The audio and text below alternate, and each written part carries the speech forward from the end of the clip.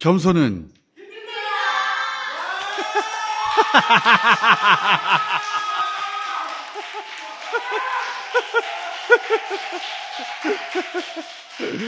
다스베이다 제 278회 시작하겠습니다.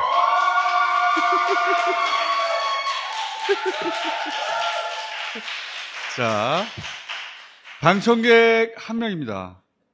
나머지 시끄러운 소리는 다 스태프들이에요. 자, 박시영!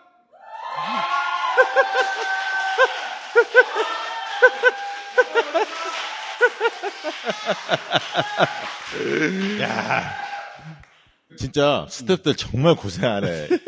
다스베이다, 겸손은 힘들다, 모두 네. 공간과 내용을 이 대개편을 하는 중이에요. 진짜 무대가 엄청 커졌는데요? 공연하기 좋은 분위기인데? 뭔가 느껴지지. 네. 야, 여기 그래서 좀... 지금 방청객을 받을 수 없어서 방청객 1인과 스태프들 함성으로 유지됩니다. 네, 공사 언제까지입니까? 다다음 주까지 갑니다. 아, 그러면 다스베이다 보고 싶은 분들 생방송 박시영 TV 오시면 됩니다. 직관 가능합니다. 이렇게 하는 게 진짜 좋은 것 같아요. 노래하시는 분들도 많이 나오시고 이러시잖아요. 여기서 이제 엄청난 공연이 이루어질 거예요. 그러니까요. 야, 거의 뭐 사물놀이도 가능하겠는데? 객석도 쫙 바뀝니다. 총수가 바뀌는 건 아니죠? 겸손 스튜디오도 쫙 바뀝니다. 거기도 바뀌어요? 프로그램도 쫙 바뀝니다. 방송이 굉장히 많이 늘어난다. 이런 얘기가 있어서 저희 같은 한 중소 유튜브들 있잖아요. 초기 시장 상태입니다. 이 얼마나 또 독식하려고 공룡이 태어나나. 적당히 하세요. 정권이 도와주니까 할 수 없어요. 저희 그 방송 시간대는 좀 피해서 하는 걸로 신사협정을. 자기들이 알아서 피해. 자, 전 세계 유일의 구독 여론조사. 대한민국에서 가장 비싼 여론조사 꽃 비싸게 좋아! 비싸게 좋았어. 요즘 뉴스타파 때려잡고 있잖아. 아, 그렇더라고요. 보니까. 그게 지난 5월 정도 됐을 거야. 그때부터 한 10월쯤에는 유튜브 때려잡아야 된다. 그런 회의를 자기들끼리 했어. 내가 자세히 알고 있지. 저도 오늘 뭐 하나 또 왔더라고. 뭘 어떻게 하려는지 난 아주 잘 알고 있지. 근데 걔들이 내가 어떻게 대응할지를 꿈에도 모르고 있지. 나 잡으러 들어올 때 역으로 어떻게 나한테 잡혔는지 잘 봐. 기절 초풍할 테니까 아주. 자, 조사 개요는 이러합니다. 근데 지난주에 또 고개를 갸우뚱하게 하는 조사들이 또 등장했어요. 특히 네. 전화면접 조사들은 지금 그런 이게 이어지고 있어요. 그러니까 대통령 지지율은 거의 뭐 대동소이하는데 네, 정당 지지율만. 그렇습니다. 국민의힘 또 지지도도 엇비슷한데 꼭 민주당 지지도만 튀는 조사들이 너무 많이 나와죠. 예를 들면 지난주에 민주당 지지율 갤럽 조사상 윤 대통령 이후 최저다. 뭐 이런 기사가 막 쏟아졌잖아. 그렇죠. 근데 대통령 지지율은 또 빠졌고. 이재명 단식하니까 지지율 폭락했다. 이런 식으로 이제 해설 기사들이 막 포탈에 막 떴단 말이야. 이게 말이 안 되는 게 갤럽 조사는 화수목이 하잖아. 그렇습니다. 이재명 단식은 목요일 날 오전에 시작했어요. 그렇죠. 그러면 화수는 아예 반영이 안 되고 목요일은 여론조사 마감 들어간단 말이야. 그렇죠. 대개 화요일, 수요일 날 한 900명 정도 잡고요. 그렇죠. 여론조사 1000명 조사하면 마지막 날 이제 20, 30대가 잘 안 잡히니까 포토 관리하는 거 한 100명? 특히나 전화 면접은 당일 이슈는 거의 반영이 안 돼요. 맞습니다. 이 해설은 완전히 엉터리인데 그런 기사가 왜 쏟아지냐? 진짜로 폭락하라고. 아니, 그만큼 단식에 대해서 이 파급 효과가 클 것을 굉장히 우려하는 거죠. 정부 측에서는. 이게 얼마나 커질지를 예상을 못하니까 당내에서도 비명계 반명계 의원들이 그런 얘기를 많이 했대요. 이재명 대표가 단식 농성에 돌입하니까 신의 한 수인데 한마디로 단식이 구태연하다고 하는데 통상적으로는 그렇게 말할 수 있어요. 근데 이번에 이재명 단식은 아주 잘했어요. 적절한 타이밍에 온갖 잡스러운 이슈들을 싹 정리하고 총수는 단식 안 하죠? 죽어 그럼 나. 그런데 단식 이후 금, 토 여론이 형성되는 시점쯤에 이루어진 조사가 여론조사 꽃이란 말이야. 여론조사 꽃 없었으면 어떻게 할 뻔했어. 요즘에 촛불 집회나 여러 뭐 집회나 강연 다니다 보면 여론조사 꽃 얘기를 그렇게 많이 해요. 잘 보고 있다고. 제일 비싸잖아. 게다가 자주 해. 주중에도 해, 씨발. 또 마침 RN서치가 또 주말 조사를 했대. 그래서 금토 실제 여론이 반영된 건 RN서치와 여론조사 꽃이야. 근데 RN서치가 자기들 조사 기준으로 처음으로 민주당 50% 돌파했다는 거 아니에요. 그렇죠. 그게 많이 화제가 됐죠. 우리 여론조사 꽃 조사상으로도 전화 면접이 양당 격차 가장 크게 벌어졌어요. 근데 바로 전날 네. 갤럽은 역대 최저야. 뭐 조사 기법이나 조사 시기에 따라서 큰 이슈가 터져서 출렁거릴 수도 있잖아. 네. 근데 갤럽은 최근 1년간 조사 결과를 보면 항상 보수가 더 많이 표집되잖아요. 네. 예. 과다 표집이 많이 되죠. 우리는 거의 비슷비슷하게 표집돼요. 네. 여기는 거의 항상 보수가 더 많이 표집돼. 근데 중도를 보면 민주당이 우세해요. 중도에서 앞서는데 지지율이 이렇게 큰 차로 민주당이 뒤집어졌다. 그러면 민주당 지지층은 다 와야 됐다는 얘기거든. 그래서 저희 그 유튜브를 보시는 분들이 이념 성향 표집에 대해서 뭔가 조치를 취해야 하는 거 아니냐. 이제 이 정도의 불신이 형성이 됐으면 기사를 쓰는 기자들은 어떤 조사에 있을 때 이념 성향 표집이 이렇게 됐습니다. 참고로 알 수 있게끔 기사 내용 말미에 써줄 거야. 리가 있나? 그러니까 써줘야 한다. 객관적인 분석을 하려고 노력하면 그걸 써주는 게 당연한데 이재명 단식하자 지지율 폭락 이런 말을 쓰고자 하는 기자들은 이재명 단식 때문에라는 말을 넣고 싶은데 그 분석을 할 리가 있나? 아니, 그러니까 맞아요. 저는 뭐 진보 언론들이라도 뭐 어떤 조사를 인용할 때 표집을 좀 참고로 보여주면 시민들이 판단하기 훨씬 용이하잖아요. 그렇게 좀 바꿔줬으면 좋겠다. 한겨레 뭐 경향부터 시작해서 MBC나 뭐 등등등. 좋은 의견이었어요. 그리고 여론조사 꽃도 좀 인용 좀 해라. 왜 이렇게 인용 안 해? 중도에서 앞섰는데 민주당이 최저치가 나왔어. 그럼 민주당 지지층이 다 와야 됐다는 얘기야. 그런데 하루 있다가 다른 조사에서는 민주당 지지층이 최대 결집을 했어. 말이 안 되잖아. 그러니까 스트레인지하다는 거. 결국 이제 총선에서 입증되겠죠. 누가 정확한지. Very strange. 저들의 주장에 의하면 강서구청장 선거 있잖아요. 재보궐선거 10월달에 해보나 말아야. 나오는데 민주당이 져야 돼. 해보나 마나야. 근데 만약 민주당이 한 15% 이상 만약 이겼다. 그러면 이제 여론조사 꽃 구독 대열이 2만 명대로 늘어날 겁니다. 2만 명대로. 자, 저희 조사상으로는 민주당 최고치예요. 대통령은 뭐 이 정도 수준이고 다른 조사들로 보면 대통령 대체로 하락했단 말이야. 30대 초중반 정도 되죠. 근데 유독 전화 면접 민주당 지지율이 대단히 낮게 나오는데 그럼 전화 면접 다 낮게 나오냐? 아니 27% 나왔거든. 갤럽은 우린 44%야. 똑같은 전화 면접인데. 지난번 한번 말씀드렸잖아요. MBS 조사하는 기관 중에 한 곳이 엠브레인 퍼블릭인데 김은경 혁신안 낼 때 3,000명 대사로 여론조사를 했어요. 그때 민주당이 많이 앞섰잖아요. 여론조사 꽃하고 굉장히 유사한 수치가 드러났거든요. 후보들이 개인적으로 해보는 조사들 있잖아. 미발표요. 지금 많이 하잖아요. 그런 거 해보면 여론조사 꽃 조사하고 거의 유사하게 나와요. 유사하게 나옵니다. 선거가 다가오면 다가올수록 점점 더 그럴 거예요. 그럴 때마다 여론조사 꽃은 어떻게 나왔지? 반드시 확인해야 되고 그러자면 어떻게 해야 돼? 너무 쑥스러워요 아직. 야, 너 어떻게 해야 돼? 참고로 우리 PD입니다. 야, 진짜 제작진들 힘들다. 네. 윤석열 시대에 여론조사를 하면서 느끼는 좌절이 하나 있어요. 이 조사를 할 때까지만 해도 이 이슈들이 핫했거든? 실사 막 돌리고 있는데 그러니까, 또 이 이슈가 나와. 이 조사 수치를 할 때쯤 되면은 이거 언제 있었던 일이야. 대단한 정권입니다. 대단한 따라갈 수가 없어. 네, 맞아요. 이거 막 했는데 뭐 해병대 이슈가 터지고 뭐 이슈가 터지고 계속 터져. 처리수로 바꾼다 어쩌자고 했잖아. 그래서 처리수로 바꾸는 거 어떻게 생각하세요? 반대. 괜찮다. 대통령 지지율에서 빠지는 거예요. 그렇죠. 좀 더 본격적으로 물어본 게, 자, 우리 수산업 피해가 예상되는데, 일본 배상 책임 물어야 되는 거 아닙니까? 물어야 한다. 뭐, 그걸 일본한테 물어. 20.8.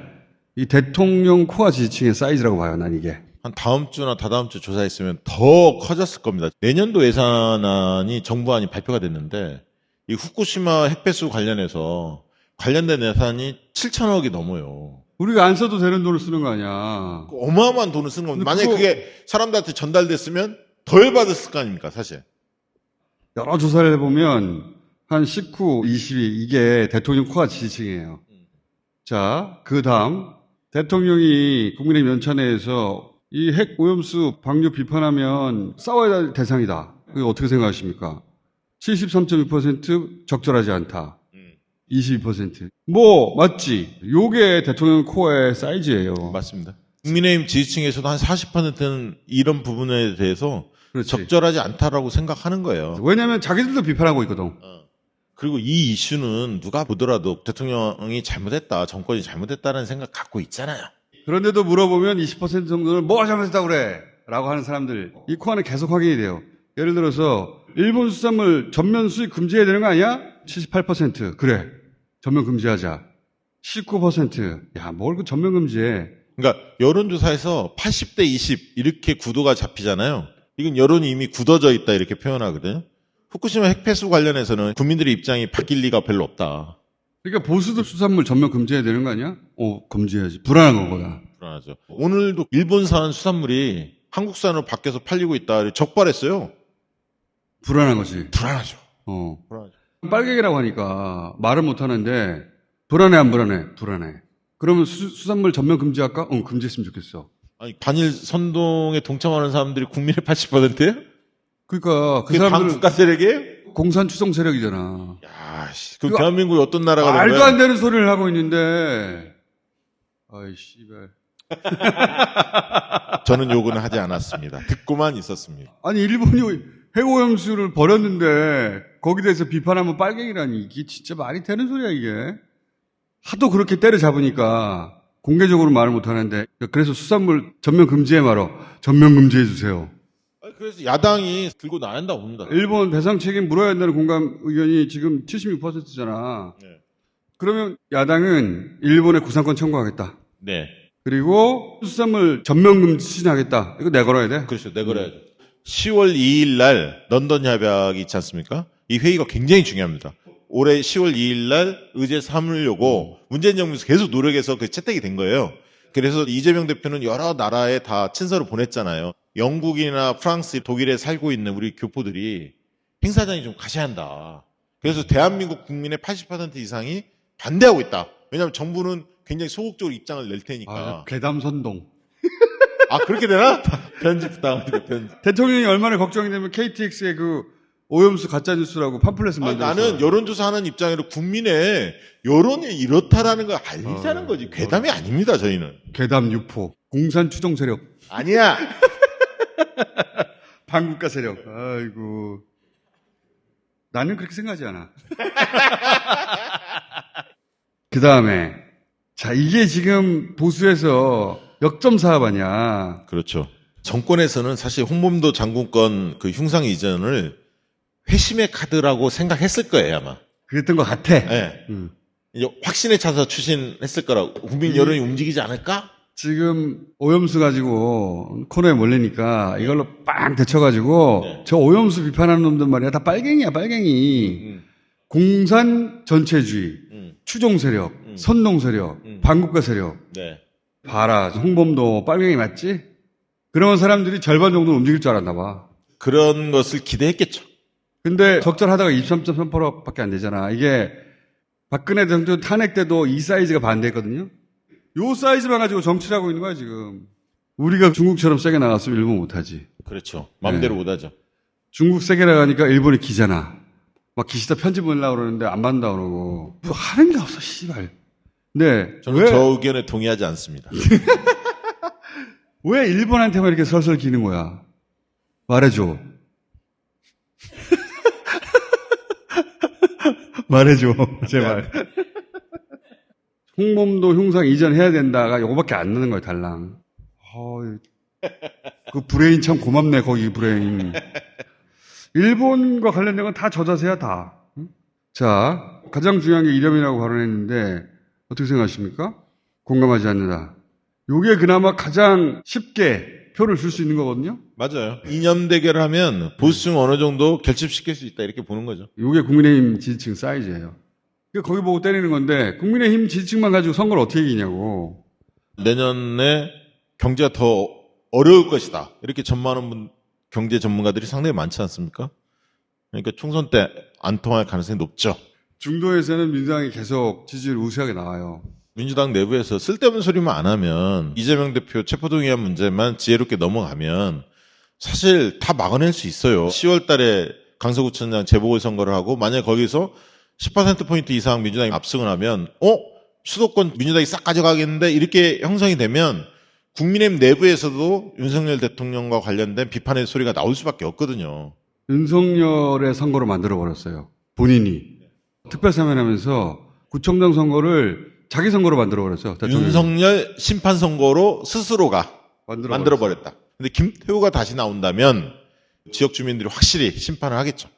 자, 일본과 관계에서 저자세를 일관하고 있다. 그렇다? 아니다. 선거에서 국민의힘이 기꺼이 투표할 층이에요, 여기가. 대통령은 여기에 갇혀 있어요, 지금. 근데 왜 그러는 걸까? 우리 김태형 소장님 말씀에 의하면 바이든이 시키니까 김태형 소장님 말씀에 의하면 제 주장이 아니라 자기 생각은 하나도 없고? 아니 모르죠 그거는. 이게 친일적이다. 이거를 넘어서잖아. 도대체가 이해가 안 가요.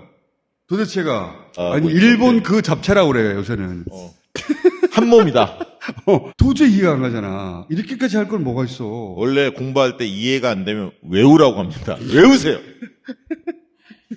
관동 대지진, 조선인 학살 사실상 없었다는 식으로 관방장관이 얘기했어. 그럼 우리는 길길이 떠야 되거든? 아무 말도 하지 않아. 역사를 저쪽에서 지우고 있는데 묵인방조. 진보 보수를 다 떠나서 그런 적으로 이명박 때도 독도 가지고는 날뛰어 주었어. 그러니까 뉴라이트가 시즌2가 돌입했다라고 누가 주장하던데 시즌1인 이명박 대통령 시절에는 독도도 방문했고 박근혜 전 대통령 같은 경우도 뭐 통일은 대박. 중국에 가서 사헬도 지켜보기도 하고 광복절 메시지나 이런 것도 MB나 박근혜 때는 지금과는 달랐죠. 그런 걸 보면서 야 어떻게 이렇게까지 갈 수가 있을까? 자기가 그렇게 한다고 일본으로부터 떡이 떨어지나? 떨어지나 보죠? 도대체 왜 이렇게까지 하냐고. 씨발. 둘 중에 하나죠. 그게 자기의 신념이거나 아니면 이렇게 가는 게 오히려 총선에 더 낫다고 판단하거나. 세 번째는 없을까? 없습니다. 세 번째 있지 않을까? 누가 시켰거나? 그걸 원하는 것 같아. 내가 이런 거 볼 때마다 항상 드는 의문이 그거예요. 마지막 의문이. 왜 이렇게까지 하는 걸까? 일본도 이렇게까지는 못해요. 후쿠시마 비판한다고 너 빨갱이지! 그렇게 하면 어떡하냐고. 그렇죠. 난리 나죠. 일본한테 왜 이렇게까지 저자세고 일본 좋은 거 다 해주고 일본한테는 싫은 소리를 다 한마디도 못할까. 이 정도가 너무 심하잖아. 네. 그럼 갈래 이제? 자 어떻게 해야 돼? 자 우리 PD 시범 있겠습니다. 어떻게 해야 돼? 아, 좋아. 네. 자 다음 주에 봅시다. 예? 네, 고맙습니다.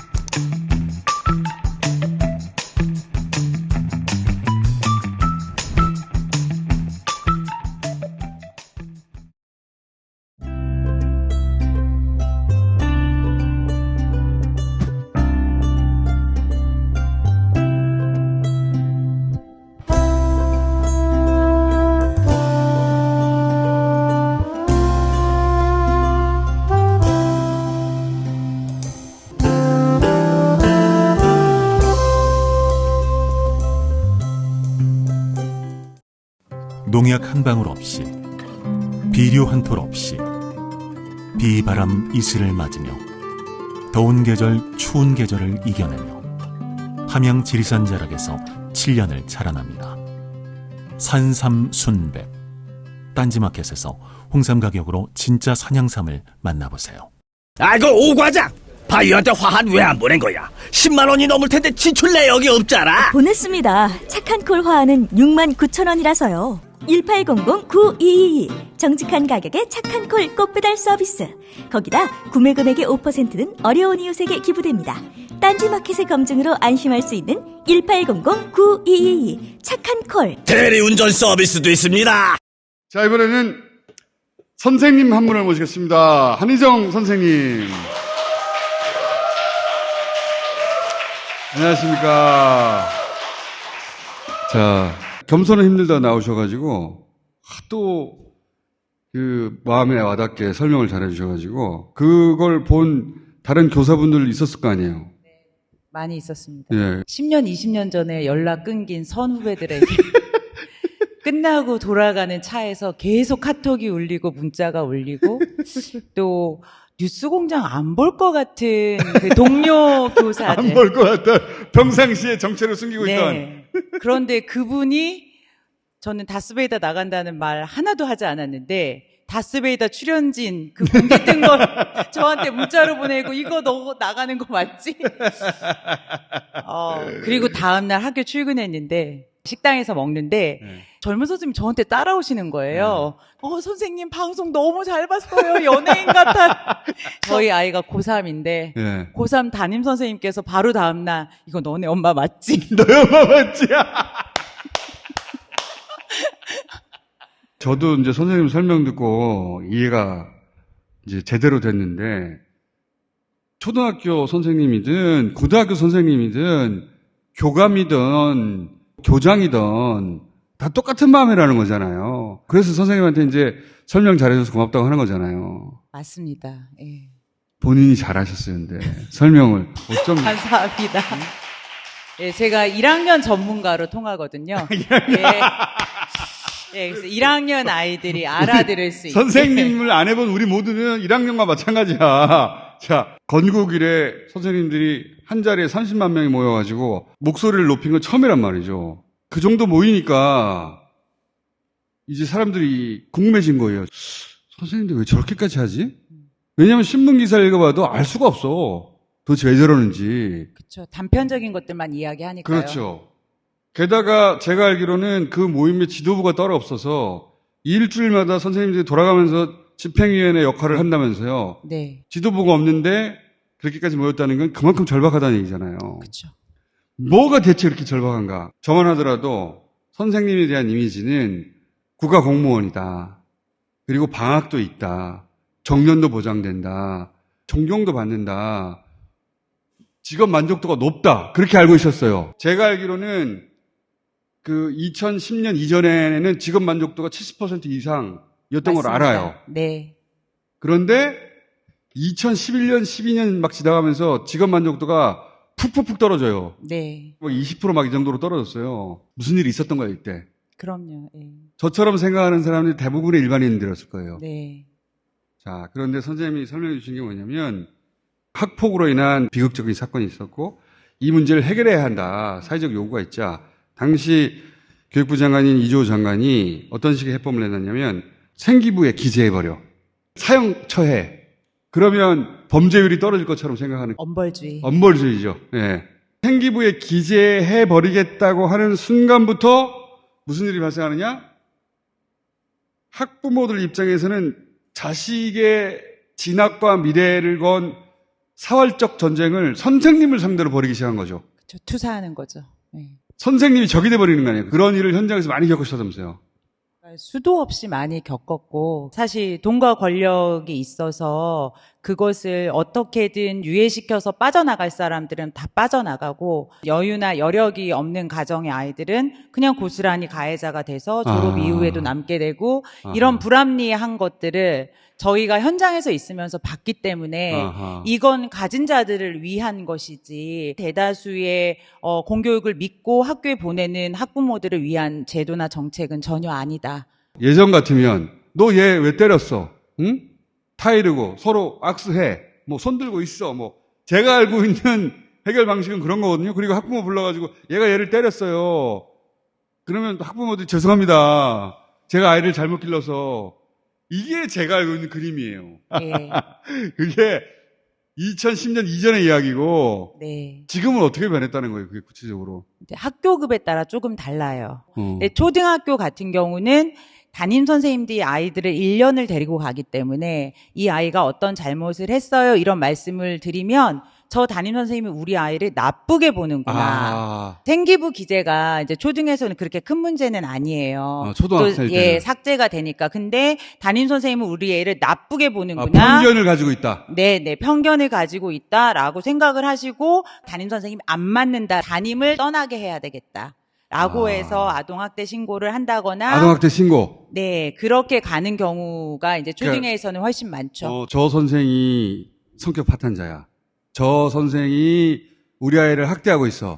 우리 애가 뭐 그렇게 잘못했다는 거야? 그래서 그렇게 하면 분리시킬 수 있으니까요. 아동학대 처벌법이 만들어진 과정은 2012년에 아이가 학교에 입학하지 않아서 알아봤더니 어딘가에 유기되어 있었다라는 게 발견되고 그런 이런 사건이 사건이 있었죠. 있었고 그러면서 그때 이제 아동학대 처벌법이 강화되는 과정들이 있었고 가정에서의 그런 보호자에 의한 아동학대 사례가 지금도 80%가 넘어요. 지금은 이제 교실에서 정서학대, 신체학대로 이제 변형이 된 거죠. 그 아동학대법을 끌고 와서 네. 학부모들이 마음에 안 드는 선생님을 쳐내는 데 쓰는군요. 이런 블루오션을 발견하게 해준 또 일부 전문가 집단도 있는 거죠. 행정심판을 이제 많이 해서 학폭 절차를 무효화시키는데 여기에서 너무 좋은 게 아동학대 처벌법이야. 의심만으로 신고하기 때문에 무고죄도 증빙하기가 너무 어려워. 증거가 없어도 의심만으로 신고 가능하니까 네. 아동학대법은 난 이게 진짜 아동학대인 줄 알았다고 우기면 끝인 거예요. 근데 보호자가 나에 대한 앙심을 품고 이런 거다라고 말해봐야 증명을 할 수가 없어요. 이 아동학대법은 원래 취지가 자기를 보호할 수 없는 네. 아동을 보호하기 위한 것이기 때문에 이건 의심만으로도 신고 가능하게 했는데 그래서 선생님은 이제 속수무책으로 당할 수밖에 없다. 그게 아동학대법을 이용해서 선생님을 쳐내는 방식이고 이게 이제 고학력이 되면 이제 이게 법정으로 가는 거군요. 그쵸. 생기부에 기재하지 않게 만들면 생기부에 기재가 되면은 이제 더 이제 첨예해지는 거죠. 변호사들이 등장하게 되고. 초등에서도 변호사가 등장하고요. 아, 그래요? 예. 아동학대 신고에는 대부분 다 변호사가 있고요. 학교 방문하실 때 이모 삼촌분들이 그렇게 같이 동행을 하세요. 이모라고 하고 왔는데 네. 삼촌이라고 그럴 왔는데. 경우에는 이제 학교 쪽에서는 그런 걸로 이제 너무 많이 당해서 아예 그분들하고 상담을 할 때부터 녹음하겠습니다 하고 공개하고 녹음을 시작해요.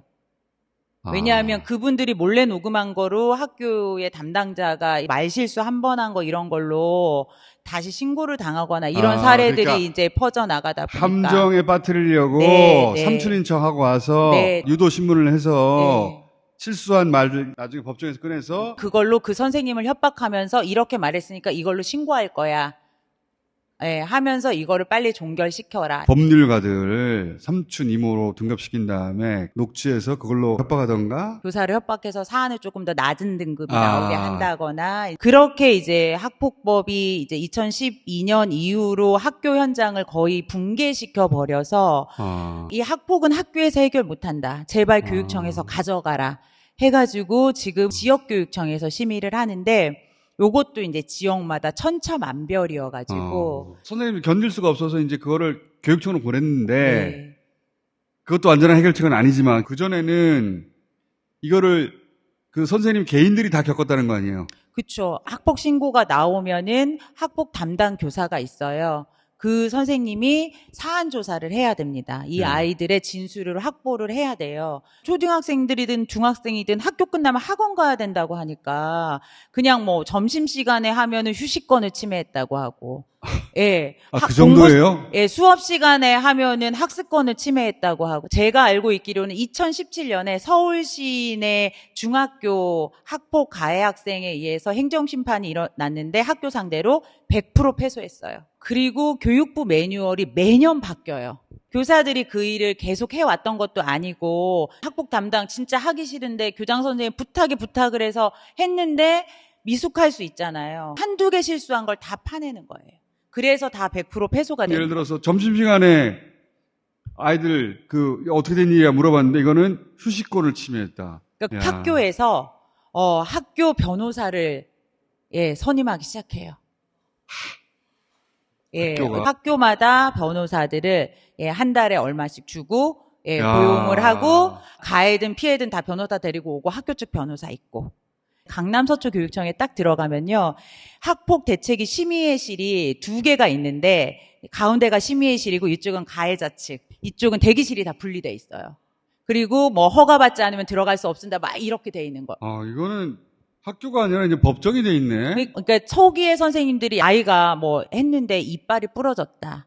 그래서 잘 아는 치과가 있어가지고 그 피해자인 어머니한테 치과를 소개해줬는데 선생님이 피해자 편 들어준다. 그리고 좀 약간 가해인 아이의 가정 환경이 조금 어려워요. 이 아이가 이제 너무 일방으로 몰리는 것 같아서 잠깐 상담해주고 이랬는데 가해자 편 든다.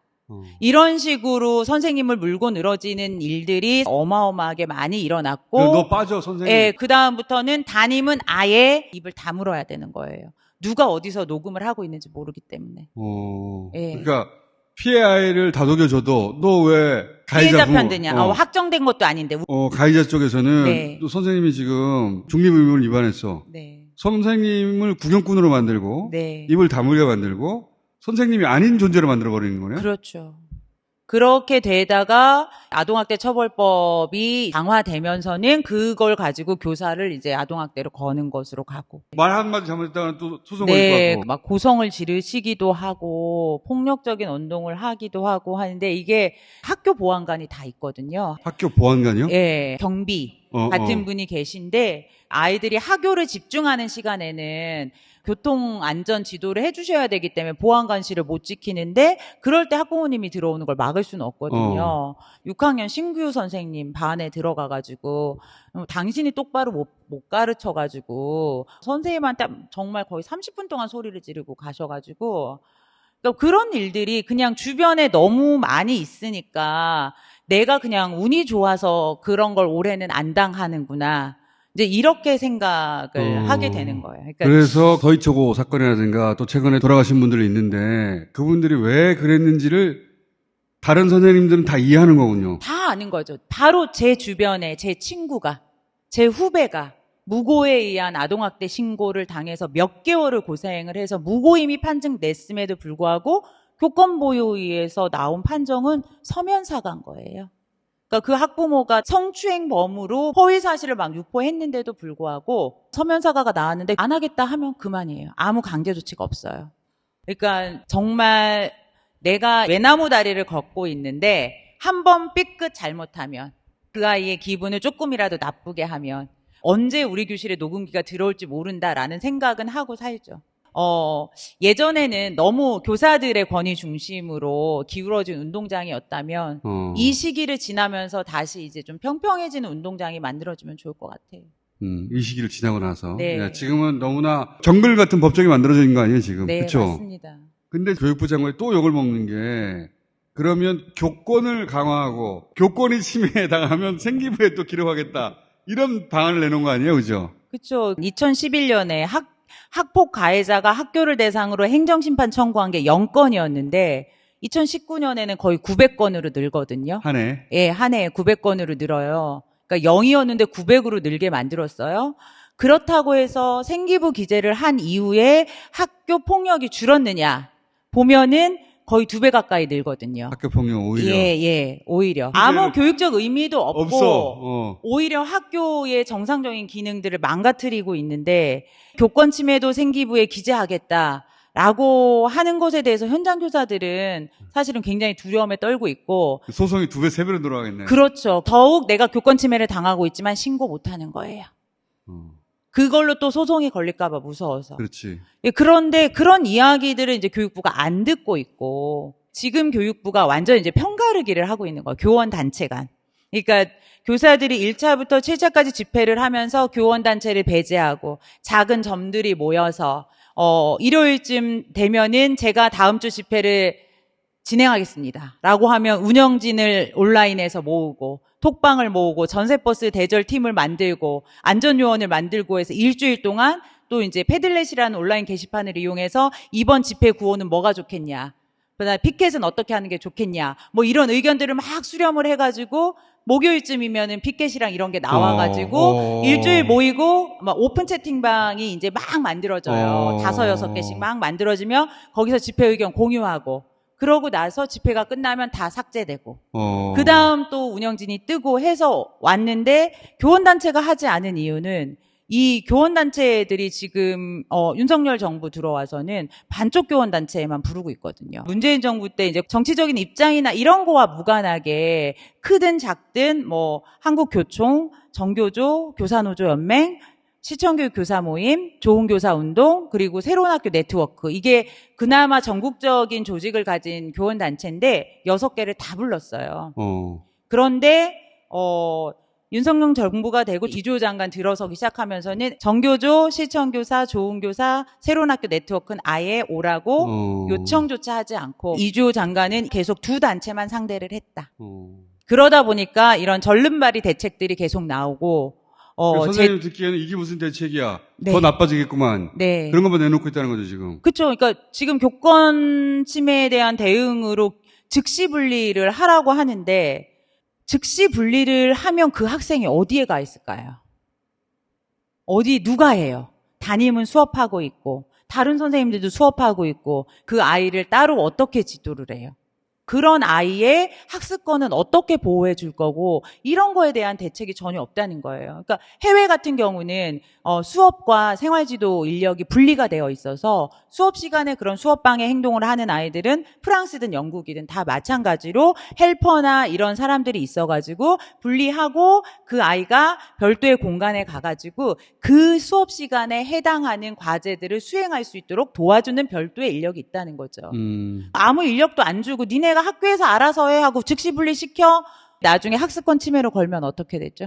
지금처럼. 네. 학교는 해결되는 게 아니라 더 힘들어질 거다. 해결할 능력이 없는 사람이 장관에 가 있는 거네. 애초에 문제의 원인이기도 했고. 그렇죠. 본인이 초래한 문제가 심각해져서 이걸 해결하라고 했더니 이제 더 큰 문제를 만드는 해법을 내놓은 거 아니에요. 그런 게 한두 가지가 아니었어가지고 수업 소외라는 말이 있어요. 아이들이 왜 수업 방해를 하느냐. 못 알아들으니까. 그 수업이 재미없으니까. 그러면 그런 수업 소외를 당하는 아이들이 수업 시간에 뭘 하고 있어야 될까? 그 모든 건 아이의 책임, 학부모의 책임, 담임의 책임으로 돌리면서 우리 사회는 그런 아이들에 대해서 눈 감고 있다라는 거죠.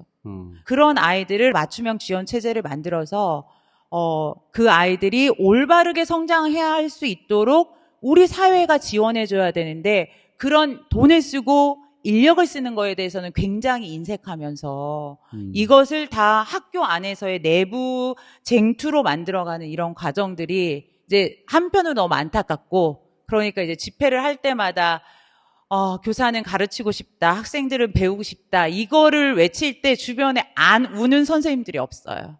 다 울어요. 위기 학생 뒤에는 위기 가정이 있고 그 뒤에는 위기 사회가 있는데 사실은 위기 사회가 위기 가정을 만들고 위기 학생을 만드는 거거든요. 정서행동 위기 학생들에 대해서 사회가 무엇을 지원해 줄 것인가. 그 아이들이 온전한 인격으로 성장하기 위해서 교육기본법에 따른 민주시민으로 성장하기 위해서 무엇을 해줄 것인가. 이게 담임교사 한 명이 할 수 있는 문제인가. 이런 근원적인 문제들을 좀 얘기를 하고 싶은 거죠. 그러면 어떤 제도가 필요하고 우리는 이걸 요구한다. 다음 시간에는 그 얘기를 한번 해보자고요. 그러면 네네. 말씀을 너무 잘하시는데 출마하셔야 되겠는데? 교사에게는 노동기본권과 정치기본권이 없어가지고 예 출마를 하려면은 그만두고 나와야 됩니다. 예. 근데 그만둘 생각이 없다.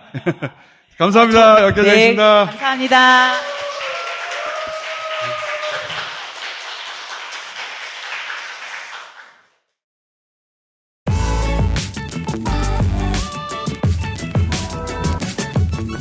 어쨌든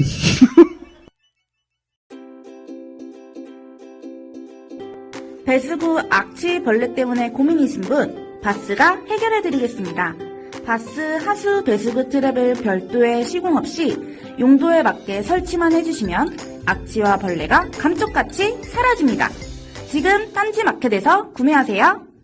자, 바스 냄새 전문가들이죠. 냄새 전문가들. 하수구 트랩 바스 간단 설치로 끝난답니다. 하수구 냄새. 시리고 무너지는 잇몸 관리가 구강 관리의 시작이라던데. 그러다 뒤늦게 임플란트 하시려고요? 32개 전부 다? 그러지 말고 파인프라로 미리미리 관리해주세요. 합성 보존제 없이 천연 유래 성분의 특허 기술을 더해 만든 파인프라 치약. 천연의 특허를 더하다. 제우메디컬 파인프라. 딴지마켓에서 구매하세요. 파인프라, 예, 저희하고 오래됐죠? 한 10년 됐나봐. 누적 판매 50만 개. 그래서 후기가 많아요. 후기를 확인하십시오. 이보시오. 마카 좀 갖다 주시오. 이거 보세요. 여기는 한국입니다. 마카는 페루에 가야 있으니까 그냥 푹 쉬세요. 뭐라고? 페루비안 네이처 코리아의 마고 마카를 모른다고? 아니, 이게 무슨 소리야? 페루를 대표하는 슈퍼푸드 마카. 이제 국내에서도 100%로 드실 수 있습니다. 딴지마켓에서 파는 마고 마카 남녀노소 모두에게 줬어. 마고마카 3+2 이벤트. 3+2. 야, 이건 처음 보네. 3+2 이벤트. 추석 맞이 이벤트인가 봅니다. 5상자를 3상자 가격으로 이벤트 한다. 자, 이번에는 양평이 낳은 전국구 지명도 여현정 전 양평군 의원 모시겠습니다. 여민농락 상민대표 김현우 대표 모시겠습니다. 자, 군 의원이 전국구가 되기 쉽지 않아요. 국회의원 한 3명 정도의 일을 하고 계신데, 그러다 보니까 국민의힘이 다수인 양평군 의회에서 3명! 네. 왜 그랬느냐? 입을 막으려고. 네. 예. 여현정 의원이 계속 새로운 사실을 밝혀내고 있거든요. 함께 나오신 우리 김현우 대표 소개해 주십시오. 우리 단체는 정치에 무관심한 결과 오늘과 같이 좀 저급한 사람들의 통치를 받게 되는 저급한 사람들. 이런 문제의식에서 출발해서 주민자치나 직접 민주주의를 넓혀가는 그런 일을 하는 단체의 대표로 있습니다. 새로운 사실 찾아내기의 달인이십니다. 같이 조사를 하시는구나. 이 팀으로부터 나오고 있는 새로운 사실들이 속속 있는데 네. 이 사진을 보시면요. 여기가 바로 변경되는 종점 근처에 있는 네, 종점 일가의 인근에, 땅이에요. 네, 예. 종점에서 500m 떨어진 크게 두 덩어리 중에 큰 덩어리인 17필지가 모여있는 땅입니다. 2003년부터 2008년 사이에 지목이 임야에서 대지 또는 임야에서 도로, 창고용지 이렇게 전환이 되는 그런 시점에 왼쪽 사진이 그 대지 중에 한 필지예요. 임야를 대지로 전환하려고 하면 토목공사나 개발행위를 통해서 여기에 개발행위가 있었다라는 확인을 하고 지목을 전환해 주지 않습니까? 자, 이제 땅이 애초에 임야야. 그럼 여기를 개발할 수가 없어요. 그런데 그 땅의 형질 그 변경을 하기 위해서 자, 이러이런 필요한 공사를 했습니다. 하겠다. 토목공사도 네네. 했고 그러니 이걸 보고 변경을 허락해 주세요. 그렇죠. 네. 그럴 때 자, 공사를 했다고 내는 서류가 있는데 맞습니다. 이런 공사를 했습니다라고 사진을 냈다는 거죠. 네.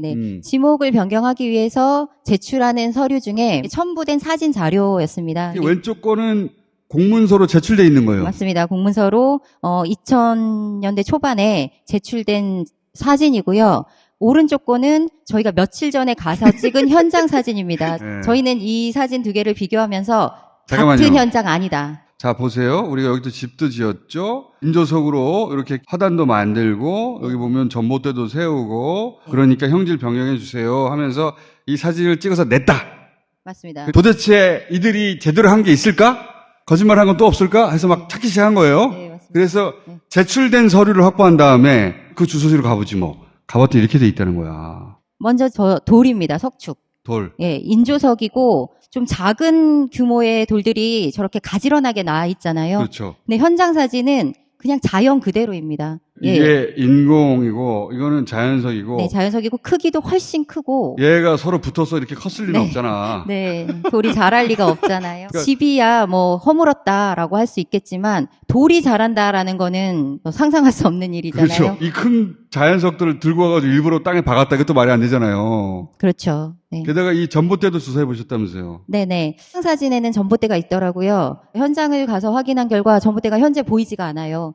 그래서 저희가 한전에 찾아갔습니다. 한전에. 네, 1000-2번지에 전봇대를 세웠던 적이 있느냐. 1987년 이후로 한 번도 전봇대를 세운 적이 없다. 여기가 아닌 거야, 그러니까. 여기가 아닌 거죠. 여기가 네. 아닌 거지, 뭐, 그 정도 네. 되면. 그리고 이제 두 가지가 더 있는데, 우리 저 대표님께서 좀 말씀을. 이제 같이 찾아내신 거예요, 이걸. 예. 네, 저희가 뭐 많이 돌아다니고 있는데요. 많이 돌아다니고 있는데요. 또 하나는 저희가 멸실 등기부 등본을 한번 떼어봤어요. 멸실. 예, 여기 이제 나와 있는 주택이 있는 걸로 돼 있잖아요. 예. 등기부 등본상에는 주택이 한 10평 규모로 있고 그 옆에 창고가 2배 규모의 창고가 있는 걸로 돼 있고 그 옆에 또 축사 이렇게 해서 3개 동이 있는 것으로 이 당시에는 있어야 된다. 예. 근데 주택이 잘 나온 사진이 있는데 옆에 그런 규모의 창고가 없다. 축사도 보이지 않는다. 주택 옆에 있는 뭐 창고 비슷한 게 보이잖아요. 축사인지 예. 창고인지. 그런데 3개 동이 규모도 다르고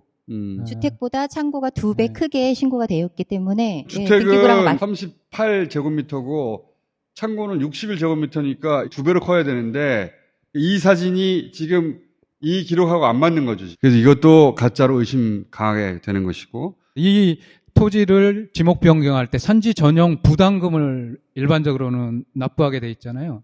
면제로 나와 있어요. 산림조합 조합원이나 산림조합이 개발한다 하더라도 50% 정도는 내는 게 통상적이라고 하는데 돈을 안 냈어요? 예, 아예 면제로 나와 있는 면제? 부분. 면제. 다른 하나는 또 1002-1번지가 대지로 변경이 됐는데 이게 차명 보유 의혹이 아주 짙어요. 이게 그 개발된 필지 중에 한 필지거든요. 2008년에 최 모 씨가 소유하고 있던 땅을 아들로 추정되는 최 모 씨로 상속에 의한 소유권 이전이 돼요. 그리고 나서 몇 개월 후에 김건희 씨가 매매를 이유로 한 가등기를 해요. 추정컨대 차명 보유를 하고 있다가 한 달이 건너가니까 불안해질 거 아닙니까? 그러니까 가등기를 한 것 같고 그리고 나서 얼마 후에 최은순 명의의 10몇 억의 근저당이 설정이 됩니다. 가등기는 이제 해제를 하고요. 결과적으로 2019년도에 김진우 씨 명의로 소유권이 이전이 됩니다. 김진우는 오빠잖아요. 등기부 사항의 변화를 봤더니 그때는 차명이었고 나중에는 결국 가져갔다. 그런 과거가 보인다. 관공서에 지목 변경을 위해 제출한 서류가 지금 가짜인 걸로 보이잖아요. 네네. 그랬다는 얘기는 관공서에서 지목 변경을 해줬는데 현장도 안 보고 했거나. 그렇죠. 현장을 안 보고 했거나 혹은 현장을 봤는데 허가를 내줬거나 그러면 특혜지. 둘 다 문제가 있고 거기서부터 네, 명백하게 특혜죠. 사진은 이렇게 해놓고 실제로 이렇게 안 됐으면 취소해야 되는 거 아니에요? 그렇죠. 취소를 하고 취소도 안 했어도 그것도 특혜고. 그러니까 일반 사람들은 이렇게 하면 이행 아예 안 돼요. 강제금을 물고 네. 취소를 하고 개발 자체를 할 수 없게 다시는 가짜 사진 그런 내면은 조치가 있는데 예. 고발되겠지. 그렇죠. 문서 위조니까. 2003년에 이런 일이 있었는데 20년 후에 여윤정이라는 사람이 찾아와가지고 막 뒤져가지고 이 사진 가짜 아니야? 막 이런 거 상상도 못했겠지. 네, 그랬던 것 가짜네. 같아요. 네, 가짜죠. 네. 가짜로 보여 네. 이거. 그래서 저희는 실제 땅 주인 찾습니다. 실제 네. 이 땅에 실제 주인이 있을 텐데. 이거는 김건희 일가의 땅에서 선상까지 가는데 이렇게 도로가 다 포장이 돼 있고 지목도 도로로 변경이 돼 있는데요. 지형 자체가 전혀 다릅니다. 같은 위치에서 찍은 거예요. 역시 저희가. 왼쪽이 왼쪽은 신고된. 제출한 사진. 그리고 오른쪽은 저희가 찍은 사진. 이게 왼쪽이 지목 변경해 주시오 했던 사진인 것이고 네. 이게 실제 사진이라는 네, 거죠. 실제 저희가 찍은 사진입니다. 그 도로를 끼고 우측이 저렇게 황토흙으로 되어 있는 땅입니다. 예, 왼쪽 여기가- 사진은. 예. 여기는 땅이에요. 네, 그런데 이제 오른쪽 사진은 도로를 끼고 우측은 물이 흘러요. 아, 네. 여기는 물이고 네, 여기는 네. 땅이지 않냐. 들킬 줄 몰랐겠지만 그 실제 지금 땅을 이런 좀 찾으려고. 의심이네요. 나중에 이 땅을 개발하려고 임야에서 차례로 지목 변경을 했는데 지목 변경을 할 때 실제로는 그런 공사를 하지도 않고서 어떻게 했는지 모르겠지만 허가를 받아냈고 네, 맞습니다. 그리고 가짜 사진을 제출했다. 그리고 이제 양평군에서는 그런 사실관계 확인을 하지 않거나 현장을 방문하지도 않고 지목 변경해 해준 주죠. 거 아닌가? 그리고 나서 거기 부과되는 돈도 있는데 돈도 면제받죠. 엄청 부담금, 특별한 네. 관계가 아니고서야. 네. 한마디로 말하면 최은순 일가는 양평에서 어떤 지역, 어떤 땅이든 다 허가를 받을 수 있고 부담금은 뭐 웬만하면 안 내고 이런 특혜가 이루어지고 있는 거죠. 언제 시작됐는지 모르겠습니다. 아무튼 굉장히 오래 전부터. 애초에 선산이기 때문에 개발이 안 불가능하다. 된다라고 했었는데 네, 봤더니 이미 20년 전부터 개발을 준비하고 있었다. 개발 행위가 이루어지고 있었다. 합법적으로 이루어졌으면 또 모르겠는데 봤더니 그 과정에 가짜 사진들로 허가 받지 못할 조건인데 허가 받고 있었다. 이것까지 이제 추가로 밝혀진 거네요. 네, 맞습니다. 몰랐을 거야. 사진까지 뒤져볼 줄은 몰랐던 것 같아요. 유신형의 여연적이 나타날지 몰랐을 거야. 이거 대서특필될 내용이에요. 요거 자체로는 작은 비일 수도 있어요. 그런데 고속도로를 틀어서 여기로 갖다 붙인다는 거 아니야, 지금. 그러려고 하다가 계속 걸리고 있는데 제가 제명이 돼서 좀 한가해져서 더 자주 땅도 찾아가고 제명이 돼가지고 이렇게 불법 특혜를 받은 걸로 보이는 그런 의심되는 과정을 거쳐서 이 땅 개발 준비를 해놓고 고속도로를 딱 일로 붙여버린 거 아니야. 그래놓고 몰랐다고 하고 있는 거 아니야. 뭘 몰라. 열심히 준비해왔구만. 하나 더 하고 끝냅시다. 요거는 좀 어려워요. 어렵기 때문에 내가 일단 설명을 할게요. 아파트를 지으면 수돗물이든 뭐 화장실이든 오수가 나오잖아요. 하수 처리 시설이 아주 중요해요. 근데 그 인근은 수질 보호 구역이란 말이야. 환경부에서 공공 하수 처리 시설을 지어라. 이럴 때 이 요구를 통과를 못해서 집을 못 지어요, 보통. 근데 양평군에서 허가를 어떻게 주냐면 그냥 그 아파트 개별적으로 처리하는 시설을 만들어. 여기서부터도 이미 특혜 의혹이 있는 건데요. 근데 2014년에 이제 준공이 돼야 되는데 왜 2년 동안이나 지연됐지? 이것 때문이야 보니까. 개인 하수 처리 시설을 지으려면 이 아파트 개발업자가 돈을 들여가지고 하수 시설을 만들어야 돼. 수십억이 들어가. 근데 그 2년 동안 뭘 했느냐? 공공지구를 하수 처리 지구로 편입을 시키죠. 맞습니다. 군의 돈으로 하수 처리 시설을 한다는 얘기야. 그래서 그 기간 동안 사업을 안 하고 지연되는 기간을 봐준 거다. 이렇게 지금 의심하시는 거죠. 제가 요약 잘했죠? 네, 정확하게 요약하셨고요. 그러니까 자기 돈을 해야 될 걸 군에서 해준 것이다. 이게 요지합니다. 네. 네, 맞습니다. 그리고 그 기간이 걸리니까 사업 이 사업 기간을 늘려준 거 아니에요. 네. 네, 아무런 근거 없이. 환경부에서 공공하수 처리 유입을 협의를 하고 개발업체하고는 개인 오수 처리 시설로 협의를 했어요. 네. 이중 플레이를 한 거예요. 양평군이. 그래서 이 부분이 그 당시 김성교 군수, 최은순 일가가 합작한 커넥션에 의해서 이루어진 것이 아닌가. 그 덕분에 최문순 일가는 자기 돈을 쓰지 않아도 되게 됐고, 그리고 나서 그 도과한 기간은 자기들이 공문서를 조작해가지고 소급해줬고. 연장해주고. 네, 그 맞습니다. 엄청난 특혜 아닙니까 지금? 네. 그렇죠. 2014년이 애초에 준공하기로 한 기한이었어요. 그런데 2014년 5월 달에야 공공지구 아파트 개발 사업을 착공을 합니다. 그리고 2015년에 공공하수처리 구역으로 지정이 돼요.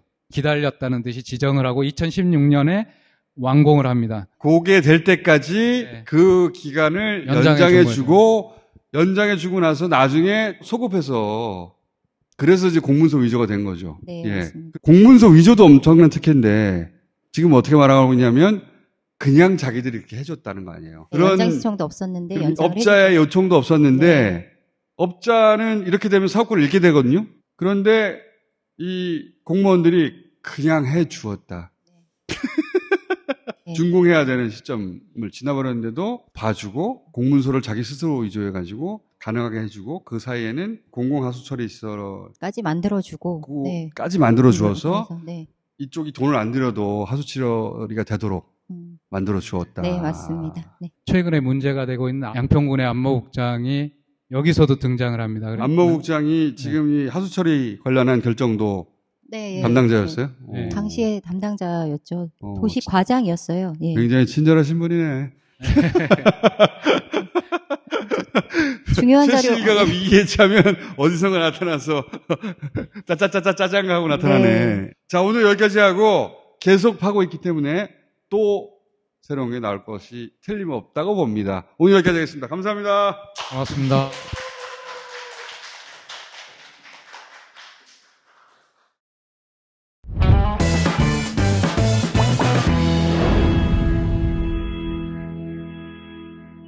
진보, 블랙 세트가 또 따로 있구나. 지난주 세트하고 다른 거네.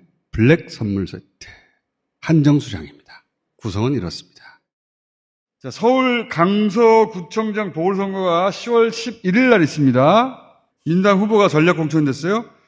진교훈 전 경찰청 차장 모시겠습니다.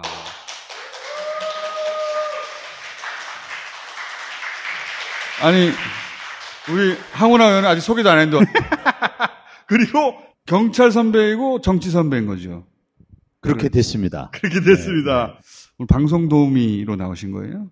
도우미로 나왔습니다. 예, 예. 두 분이 원래 아시던 사이입니까? 잘 알고 있는 사이입니다. 네, 경찰대학 제가 1기고 진 후보가 5기여서 경찰에 있을 때 같이 근무도 하고 가까운 데서 많이 지켜봐서 잘합니다. 잘합니까? 네, 아주 잘 알고. 칭찬 좀 해주세요. 네. 소명로서 정치인한테 필요한 요소를 3가지 얘기하라면은 열정, 책임, 균형 감각 이렇게 얘기하는데 그 3개를 다 갖춘 후보라고 저는 생각해요. 그리고 행정가로서 또 행정 능력도 아주 검증된, 저는 좀 과격한 이미지로 이렇게 알려져 있더라고요. 예, 진 후보는 저보다 더 개혁적이면서도 절대로 과격하지 않게 보여요. 제가 보기에는 이름에서 그 연유된 바가 크다고 생각합니다. 바람 따라가는 그런 구름, 황운하. 운하. 네, 예, 그렇습니다. 저는 이름이 진짜 교훈 아니겠습니까? 예, 진교훈 진짜 삶 자체가 교훈적인. 본인 소개를 먼저 해주세요. 19년 강서 사람, 문재인 정부의 마지막 경찰청 차장, 그리고 더불어민주당의 강서구청 장 보궐선거 예비 후보자 진교훈입니다. 갑자기 초미의 관심사인 광서구청장의 전략공천이 됐다고 하니까 네. 저 사람이 누구지? 다른 후보도 많은데 저 사람을 전략공천했지? 네. 어떤 사람일까? 호기심이 생겨요. 그럴 것 같습니다. 오늘 제가 이재명 대표님께 공천장을 받고 나서 처음 인사를 할 때 그런 말씀을 드렸습니다. 정치 신인으로서 두렵고 떨리는 마음으로 이 자리에 왔다. 강서에서부터 정권 교체를 시작하겠다. 이렇게 이야기했습니다. 그게 핵심입니다. 그게 강서에서 정권 교체, 정권 교체의 시작을 알리는 네, 그런 선거가 될 것 같아요. 좋은 멘트다 그거. 예. 우리 민주당의 입장에서 또 국민들 입장에서 반드시 승리해야 되는 선거인데 진교훈 후보가 필승의 카드로 선택된 걸로. 구청장 보궐선거는 관심 대상이 아니에요, 보통은. 그렇죠. 네. 그런데 거기를 관심 대상으로 윤석열 대통령 본인이 만들었어요. 김태호 전 구청장 때문에 보궐이 생겼는데 그 양반을 사면복권을 내서 대통령 선거로 만들어버렸어요. 그게 본인한테 엄청난 막중한 임무가 있는 거예요. 네네. 여기서 지금 그 짱이야! 근데 왜 구청장을 하려고 하시는 겁니까? 결심이 있었을 거 아니에요, 어느 순간. 그렇죠. 그게 언제?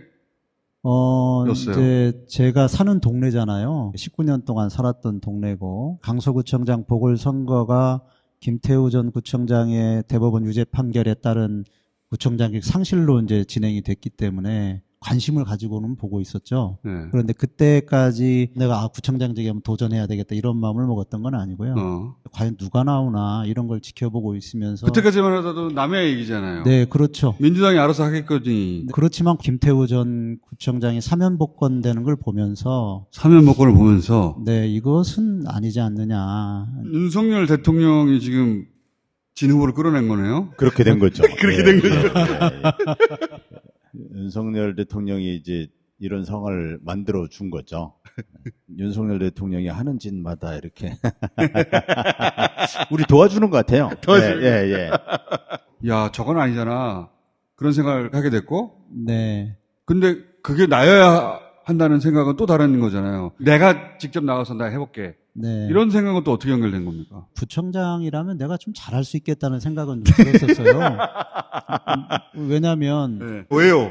이 구청장이라고 하는 자리는 선거라고 하는 정치적 이벤트를 통해서 뽑히지만 그러나 선출이 된 다음에는 행정가지 않습니까? 저는 이제 여기 계신 황운하 의원님처럼 정치인으로서라기보다는 행정가로서 더 맞는 사람이라는 생각을 가지고 있습니다. 여기 황운하 의원님은 경찰 시절에도 막 떴지 않습니까? 다 사람들이 알아보고. 경찰 시절에도 시끄러웠죠.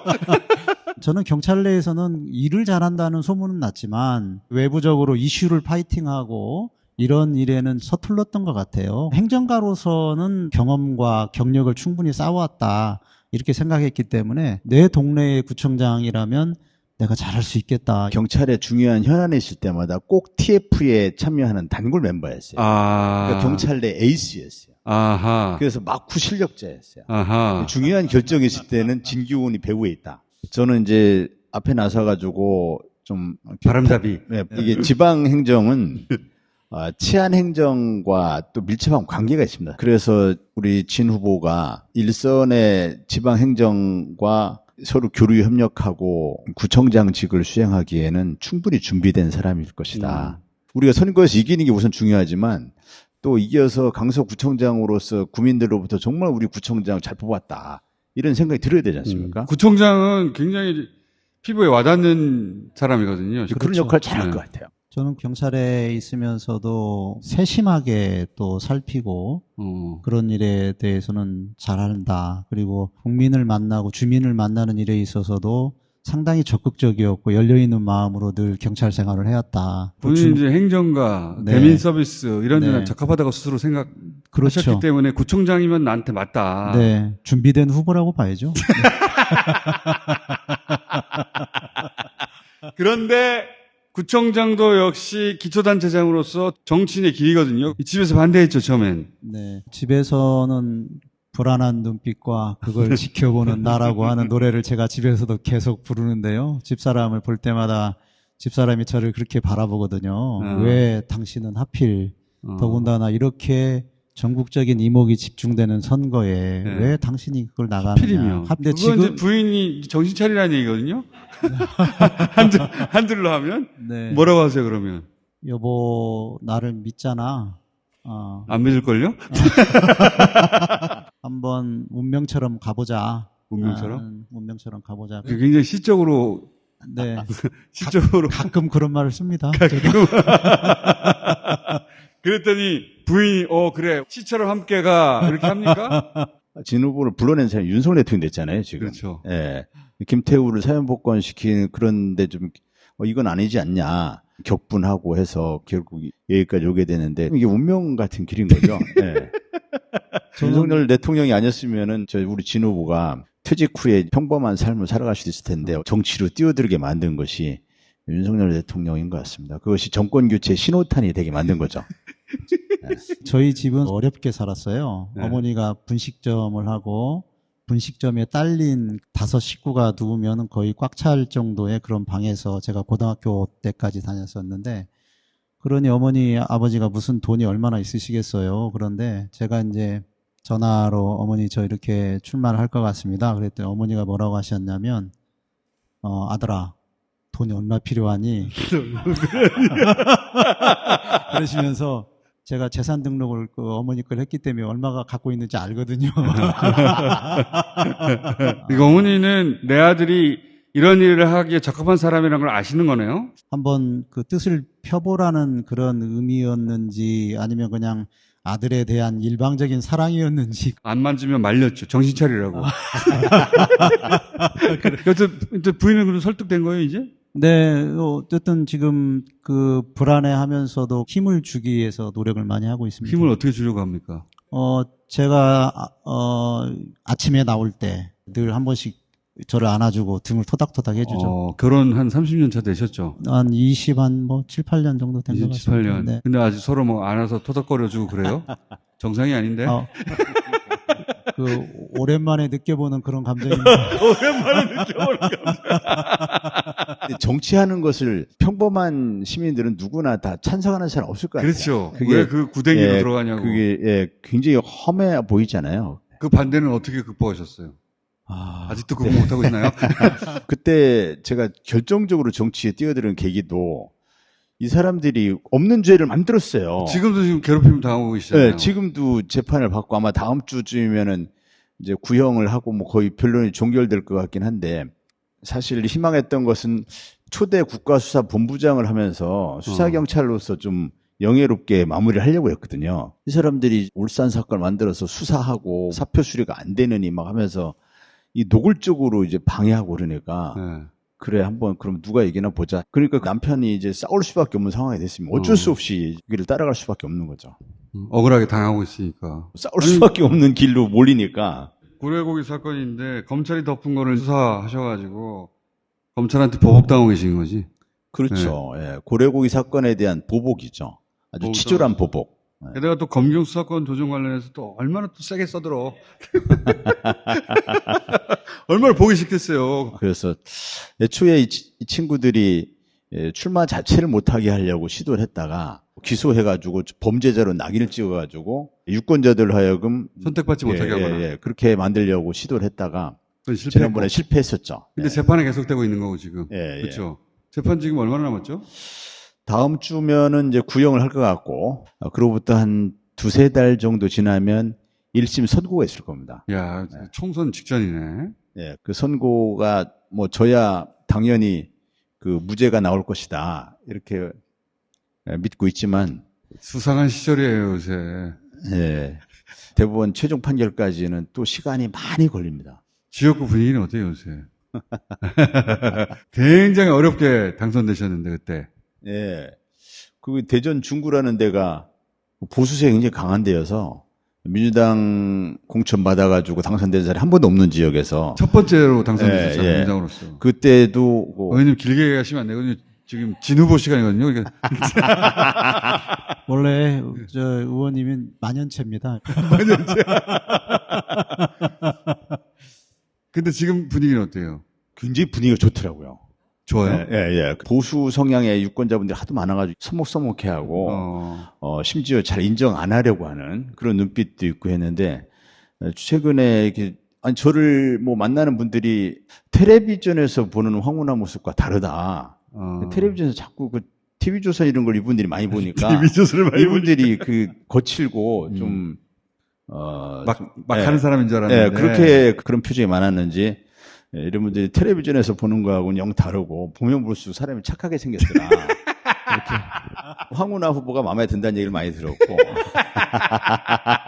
내년 선거는 뭐 걱정하지 말라. 그 대신 좀 더 잘 싸워달라. 의원님 분량은 끝났어요, 이제.